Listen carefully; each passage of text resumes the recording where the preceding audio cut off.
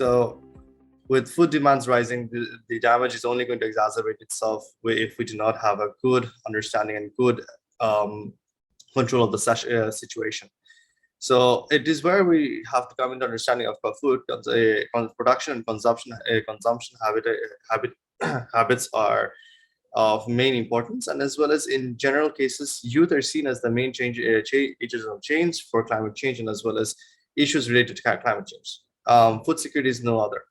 So with that being said, I'd like to bring in our opening remarks from Dr. Salwa Haq. He's the director from International Center for Climate Change and Development. Sir, if you may. Thank you very much, Sohail, and good morning from Dhaka, Bangladesh to everybody. I'm going to set my remarks in the context of the United Nations Food Systems Summit that was held in September 2021. I had the privilege of being invited to be the co-chair of Action Track number 5, which was on resilience of food systems. There were 4 other action tracks. There were 5 action tracks altogether. And the UN Secretary General appointed a special envoy to oversee the summit. Her name is Agnes Kalibata, Dr. Agnes Kalibata from Rwanda. And she, in turn, invited 6 prominent individuals who are non-governmental actors, researchers, or heads of organizations to chair the 5 action tracks. So action tracks 1 to 4 had 1 chair each. Action track 5, which was my action track on resilience, had 2 co-chairs, myself and Sandrine Dixon de Cleve from the Club of Rome. So Sandrine and I co-chaired Action Track 5 on resilience. And one of the things that we were mandated to do was to discuss the Food Systems Summit different issues with a very wide variety of actors. And we had hundreds of consultations with private sector big companies, private sector small companies, with different groups around the world, women's groups, indigenous groups, youth groups in particular. In fact, we had a very strong emphasis on the role of youth. And in fact, each of our action tracks had a youth vice chair who was responsible for reaching out to youth groups who are interested in that particular action track theme, my theme being resilience. And we had literally hundreds of consultations and discussions. We solicited ideas, we got thousands of ideas, and then we put those ideas together into what became the final set of initiatives that were launched at the final summit in September last year. So this is unusual summit in that it was not governments negotiating new agreements. It was assumed that the agreements existed. The 17 Sustainable Development Goals agreed, already done. The 2 climate goals for mitigation and adaptation in the Paris Agreement, done. So there's no need for new agreements. It's just a need to link up all the agreements and to get action to start happening. And in the Food Systems Summit, the key word is systems, taking a systems approach, not just agriculture production or business for food, selling food, and then for consumption as well. The full cycle of production to consumption involving everybody. Every citizen on earth is eating food and is buying food. And sometimes that food is not appropriate and we need to improve it. So that was a systems approach thinking that was behind the whole Food Systems Summit. And a number of initiatives came out of it. One other thing that was, I think, quite interesting and unusual in the Food Systems Summit compared to many other global summits was that a very conscious effort was made to engender and support national level dialogues across the different sectors, both within government and also with outside government people, on taking this food systems approach to food production and consumption. And every country, I think almost every single country, had these national dialogues in the run up to the summit, and they will continue beyond the summit. So I will mention a little bit about the Bangladesh country dialogues and how they will be proceeding for those of you who are interested in based in Bangladesh. But even if you're in other countries, they will be happening in your countries, and you can check what's happening at the country level. If you go to the UNFSS website, the information is all there. Now, let me say a few things about the role of youth. I mentioned already that the role of youth was given a very, very significant prominence, and this was institutionalized through each of the action tracks having a youth vice president, a designated youth vice president, and then the five action track youth vice presidents collaborated together to talk to many, many different youth groups around the world. And they made a very significant input into all the different actions that have come out of the UN Food System Summit. There isn't a separate youth track because youth is embedded everywhere.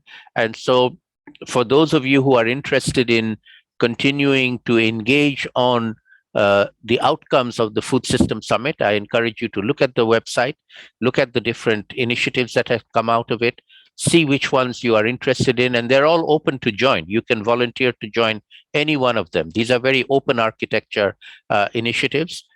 Everybody is welcome to join them and participate in them. I will be involved in one of them, which is a program on making food systems more resilient to climate change. So linking climate change and food systems, that's a global initiative. It's being coordinated by the UN Framework Convention on Climate Change Secretariat, UNFCCC Secretariat. I am part of that initiative, and if anybody's interested, you can go to the website and join up. And then, as I said, there are national initiatives taking place in every country. In fact, the Bangladesh government, the Ministry of Food in charge, coordinated, but they brought in many different parts of the government. They had a series of pre-summit dialogues, and in fact, just a few days ago, they had a post-summit discussion on how to take things forward, where I was invited to speak, and also the chair of of Action Track 1, Mr. Lawrence Haddad. Action Track 1 is on food nutrition, he was visiting Dhaka, and he also participated in that meeting. And the government of Bangladesh is now taking forward a multi-pronged, multi-stakeholder initiative to continue these discussions and to identify specific global initiatives in which Bangladesh will participate, and also ensure that at the national level, we are linking up on the one hand with climate change in particular, mitigation side.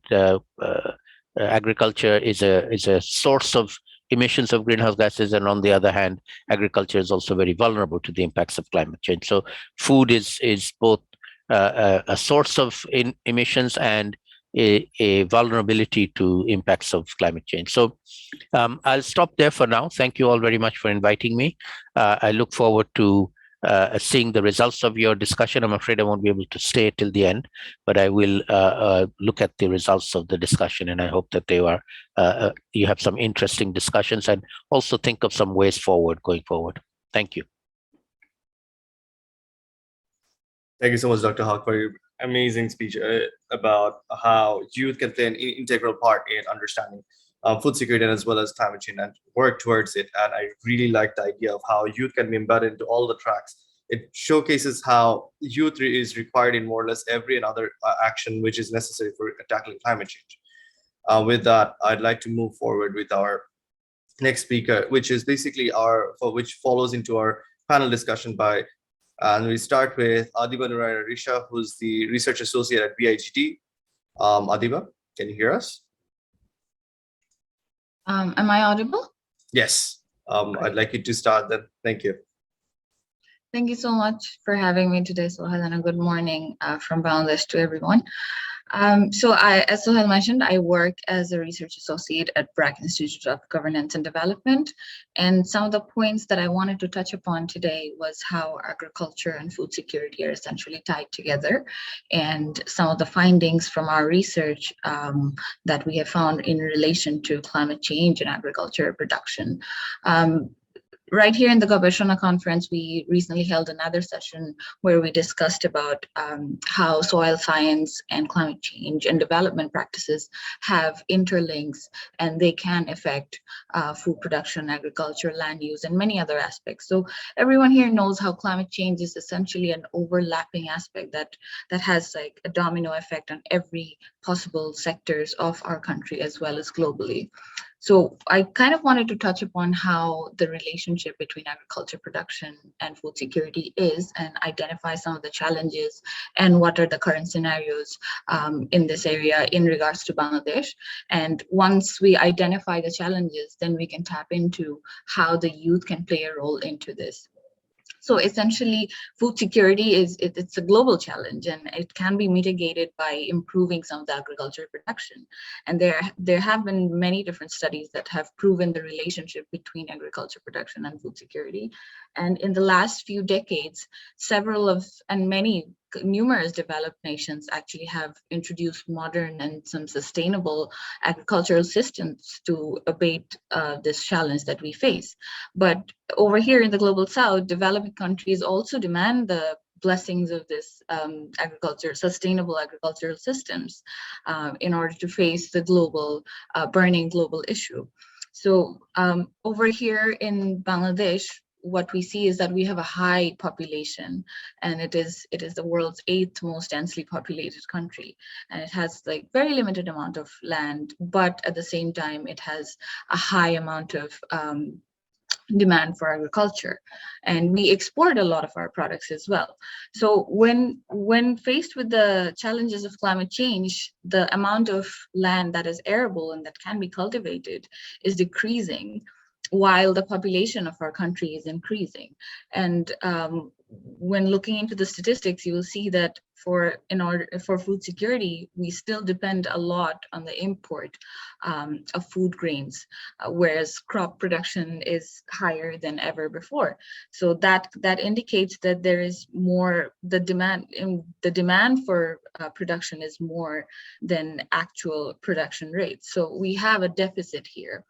And in order to fill this deficit, we need to identify what are the ways we can improve our food production systems.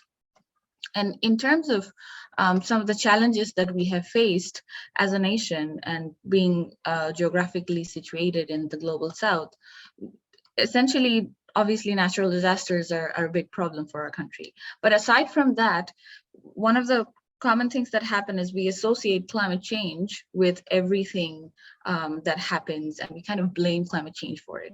But essentially, we also need to identify the differences between what is an actual climate change impact and what is an impact due to development practices. So while there have been many initiatives taken by the government in order to improve the development of the agriculture sector, there are still many different challenges that are present, and future challenges for this sector as well. So for the farmers' financial situations being obviously one of them.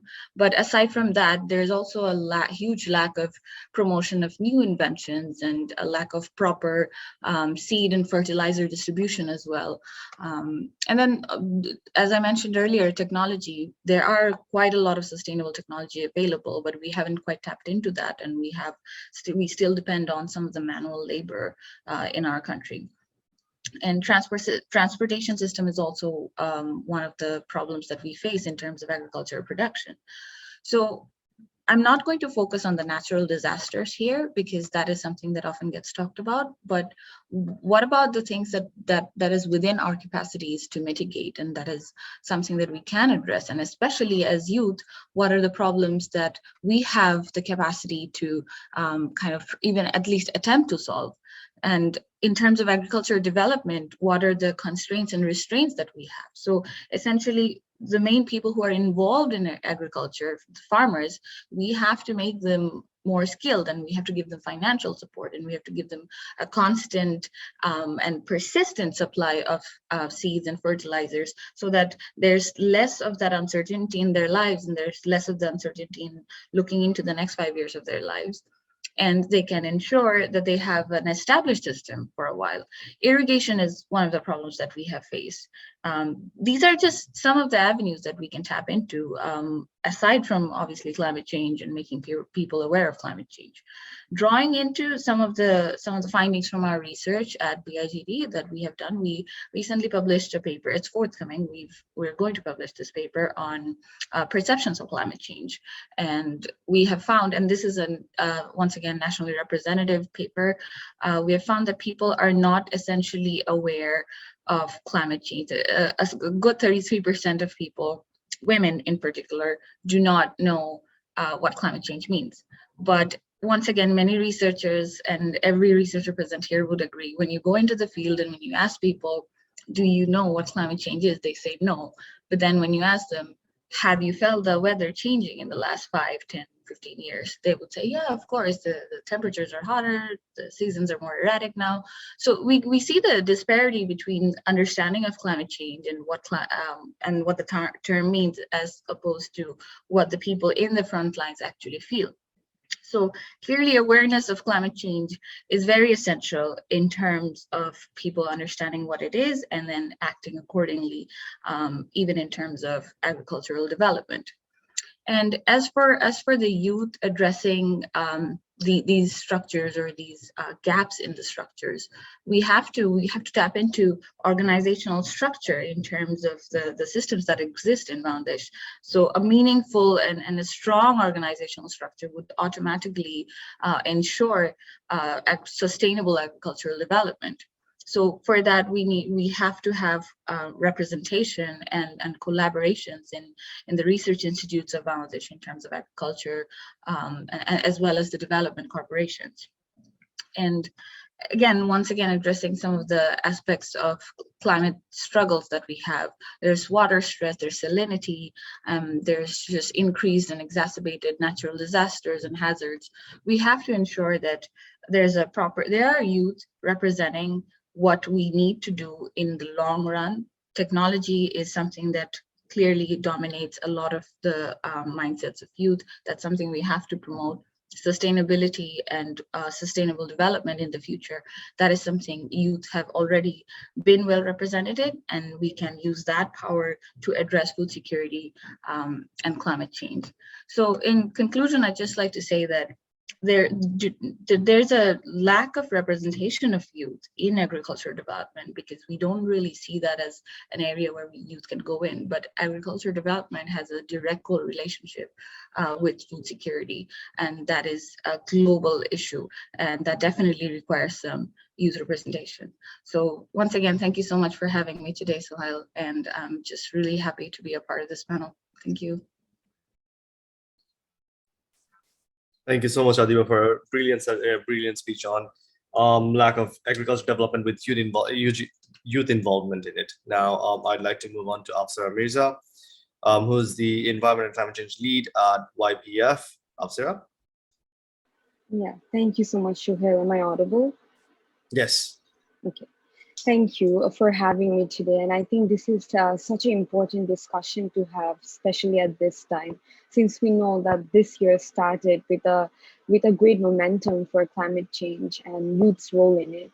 So just a little bit background on what Youth Policy Forum does. So we are a platform that consists of young Bangladeshi people from all over the world. So we started off as a Facebook group, but now we have more than 1,000 Bangladeshi people, and also other fellows that we have who are professors at Oxford University, at Cambridge University, and everywhere from around the world, who really mentors us and the youth population in the Youth Policy Forums group.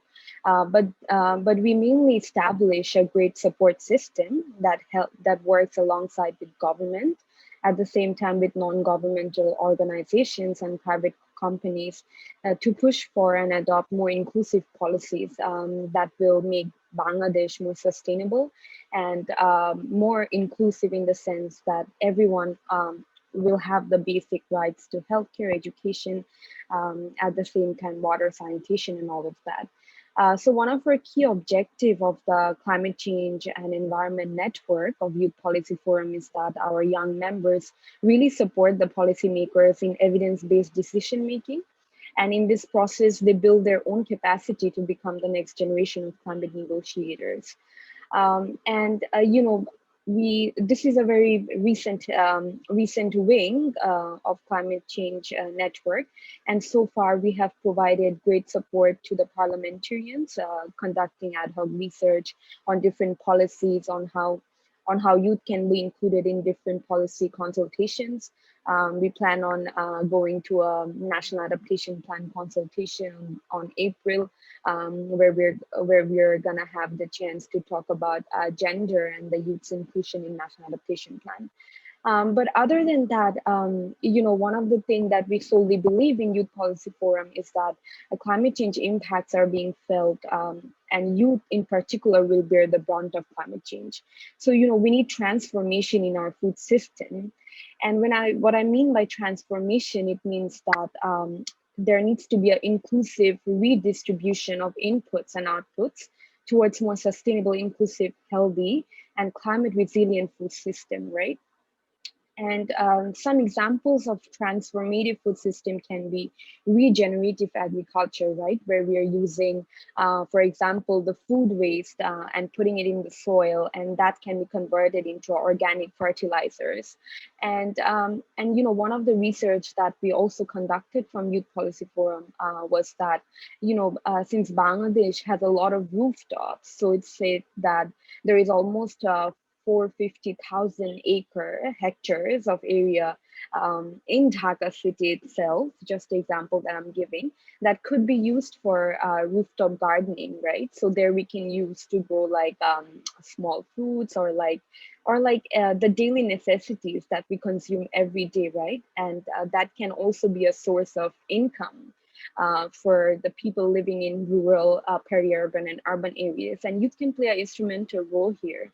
And in order to do that, we believe that, you know, all these ideas of like, you know, food system being impacted by climate change can be incorporated into education system, right? Because, you know, when we were growing up, we didn't see a conversation being held about it, right? But I think it's high time that all these ideas are incorporated in the textbooks of primary education to secondary education. But just a little bit of the mission or the aim that we also plan to work with on the Climate Change and Environment Network of Youth Policy Forum is that since we have grassroots envoys in all the 64 districts of Bangladesh, so we really intend to build rural livelihoods and transitioning out of farming, right? So what that means is that with youth population growing significantly, and we're seeing that they are migrating out of the rural areas, right? Because there is not enough scope to do that. So there needs to be a reinvigorated rural economy, which can spur agriculture to shift from being like a direct and often subsistence employer to a driver of rural development and growth. And we need to make agriculture more attractive for the next generation, right? With opportunities in that sector, because if there is not opportunities, then of course the youth population will not be attracted to that, right? So one of the things that we Youth Policy Forum will also try to work on is to capacitate youth on rural entrepreneurship, right? Because we see that many young people nowadays view agriculture as more of like uneconomic and unrewarding work, right? So this can be changed by like incentivizing more investment in training and reskilling of the workforce so that producers and rural dwellers can really engage in new activities, right? Such as distributing the the agriculture yield, right? And also at the same time, having more farm inputs and adding technology to it, right? Because once we move to rural or remote areas, we see that there is lack of network. So really dealing with the basic things and having a bottom-up approach rather than a top-down approach, where we can really tackle the societal challenges, but at the same time, make the unconnected connected, right? So there is a huge gap there. But I would like to end with one thing that the most important thing is that the views of women, youth, and we see that indigenous people and at the same time marginalized people need to be integrated into decision making, finance, and policy bodies when it comes to food, right? Because that is the first thing that we think about when we wake up. And yeah, looking forward to the breakout session where we can brainstorm more. Thank you so much. Thank you so much, Afsar, for such a great talk about rooftop gardening. I feel that it is one of the major points that we have not tapped into more yet, but we will get to that during the breakout sessions. Now, I'd like to move on to Sohanur Rahman, who's the executive director of YouthNet, and talk a little about climate resilience and youth advocacy in this regards. Sohanur? Yes, thank you, Sohail bhai. Can you hear me? Yes, please. Yes, thank you. So I am very honored to join here, and I will share some field experience with you about the advocacy, resilience, and connecting the food system or the food policies also. So we are hearing about the climate crisis. We are thinking about the climate crisis, and we are also concerned about the food security. And now we are not only talking about the food security, also we are talking about the food sovereignty and also the nutrition value. And we in IPCC report, it's chalk out that we are going to with the huge food crisis also, and our challenge is to ensure zero hunger, ensure zero emission. And we worked with the ICCCAD and Oxford University with the project. It's named Zero Hunger, Zero Emission, because especially rice field produce huge greenhouse gas. So it's time to change our food habit also, not only climate change, and also food consumption. So, and currently the global organization, United Nations, they are working tirelessly to changing the global food system. And Professor Hawk mentioned 4 tracks for the food system action track. First one is ensure access to safe and nutritious food for all. So not only food security, with also nutrient value or nutrition. Second one, shift to sustainable consumption pattern. Third one, boost nature positive production. Fourth one, advance equitable livelihood. And fifth one, build resilience to vulnerabilities, shock, and stress. So it's the action track. So in Bangladesh, the study is showing that says that the young people is not getting or engaging with the direct agriculture because of the lack of the recognition, lack of the our mindset also for the agriculture farming. So I am fearing that the agriculture will be go to the corporate or corporation. So if we want to change our food system or just transition or rightly or tackling climate crisis and sustainable food behavior, so we have to farmers, especially young people in the front line or center to part of this food system changing issues. And I want to share a very sad story and next one good story with you. In last week, one indigenous, and it was a two farmer, but one is a youth, two indigenous people in the Godagari, Rajshahi, is part of Barin region. They committed suicide for the lack of water for irrigation, and they are thinking the excess of getting water is their issue of survival. Without the water for irrigation, so they cannot continue their life. So it's very sad. And the IPC, according to IPC report, the water crisis, water scarcity will be increased, and not only the Barind or Godagari or the Sirajganj or Dinajpur, it will be increased, and it's already increasing in the hill tracts and also for coastal region. And another good news is from the Kolapara. So one farmer, young farmer, he leveraged the digital opportunity from YouTube, and he built resilience in his community with the climate resilient agriculture, and it's a model for the Kolapara Kolapara coastal community, Kolapara coastal community, and many media coverage that issues. So for the digital engagement,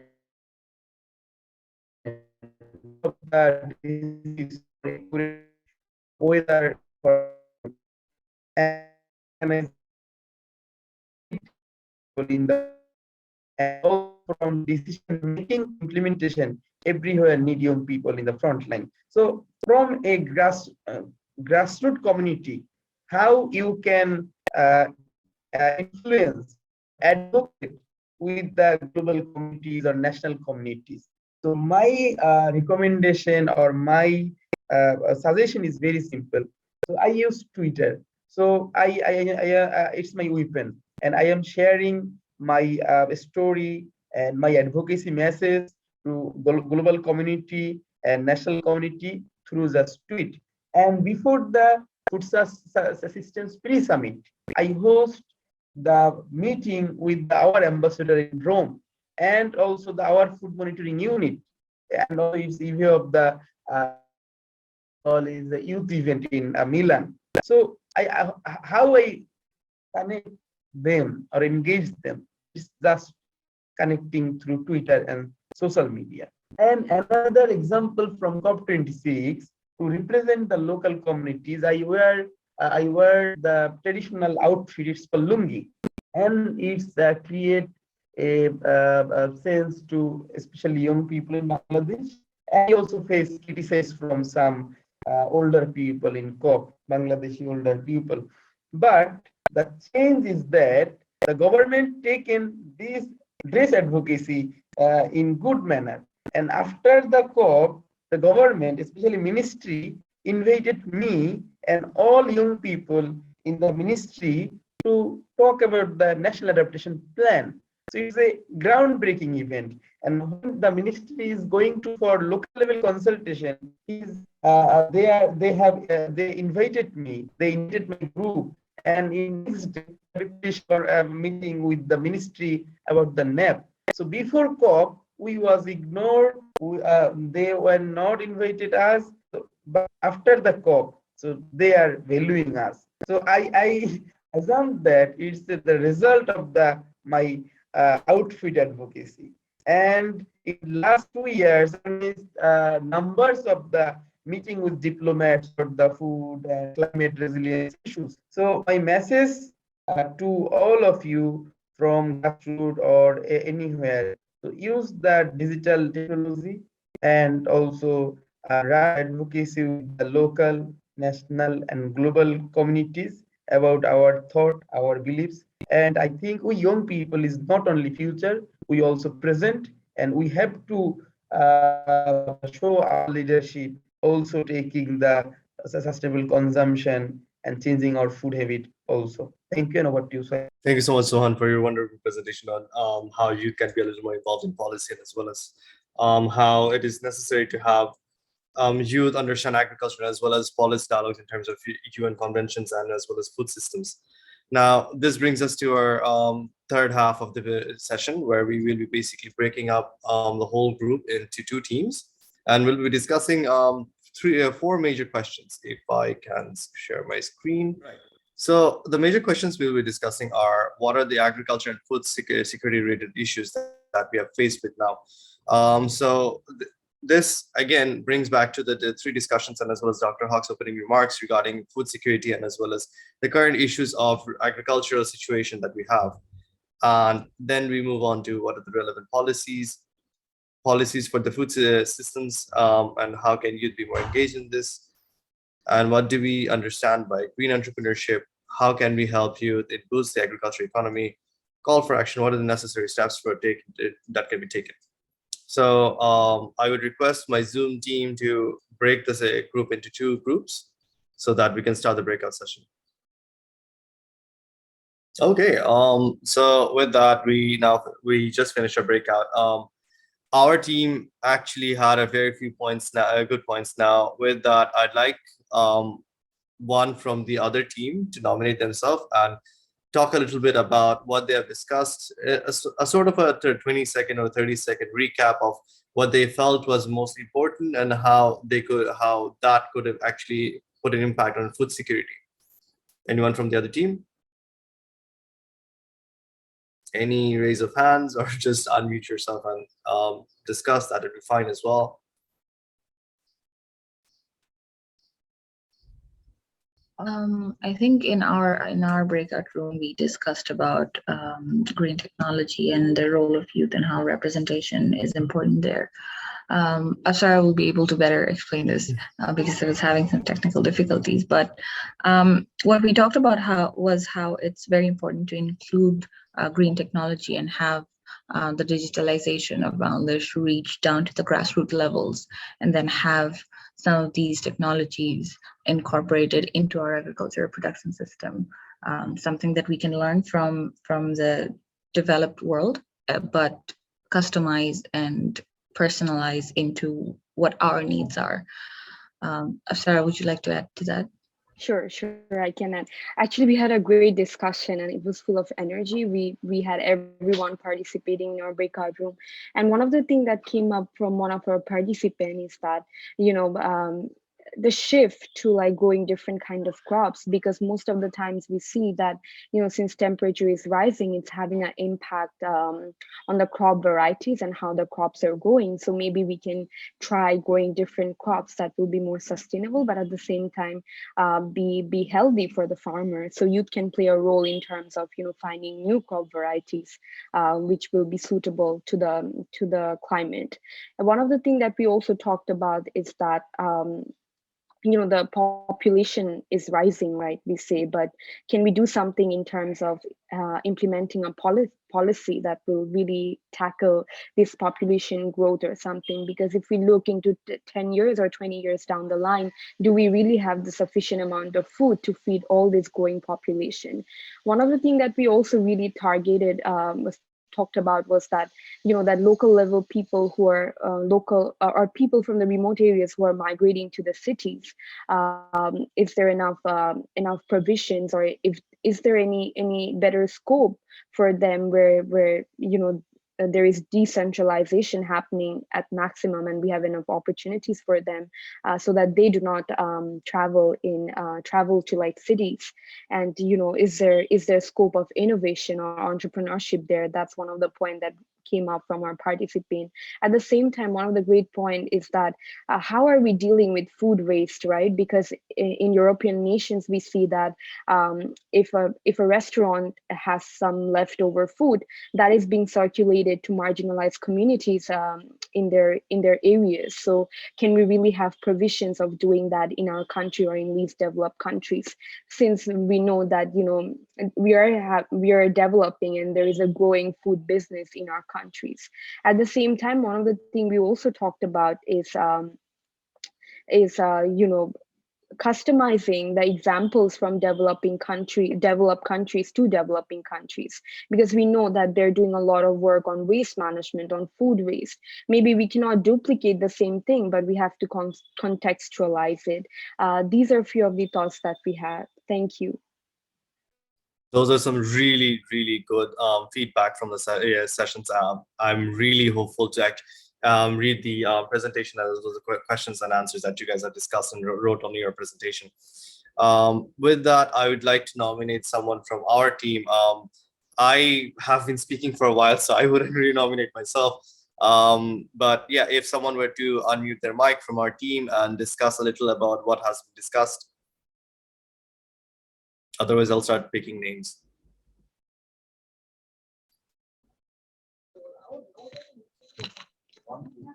Nadia, please. Could you please share the slide? Of course. And then we'll help. Thank you. Of course. Right. There we are. Okay, so for the first question, the feedbacks and the discussion was oriented around the fact that climate change is more, or the problems of our country are more focused on the more mainstream sectors like water sector and floods and cyclones, those sectors. So as a result, the agriculture sector gets neglected. So there is a lack of awareness about it. And another very interesting and important point that came up was the use of pesticides and fertilizers. And they're mainstreamed by the government itself, but the knowledge is not properly transformed to the local people. So pesticides, or let's say fertilizers, they don't, since of course the composition, the chemical composition matters and the amount matters, these things are not properly transferred. So they are usually used in excess, which has adverse effects on the environment and the crops themselves.